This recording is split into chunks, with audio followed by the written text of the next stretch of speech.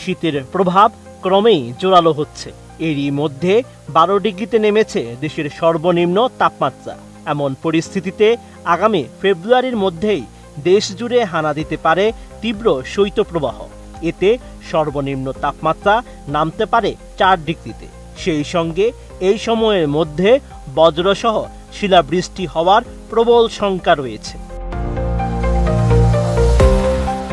আগামী 3 মাসের দীর্ঘমেয়াদী পূর্বাভাসে এমন তথ্য জানিয়েছে আবহাওয়া অধিদপ্তর। এতে বলা হয়েছে, এই 3 মাসে দেশ জুড়ে 3 থেকে 8টি মৃদু থেকে মাঝারি ধরনের শৈত্যপ্রবাহ বয়ে যেতে পারে, যেখানে তাপমাত্রা 6 থেকে 8 ডিগ্রির মধ্যে নেমে আসতে পারে।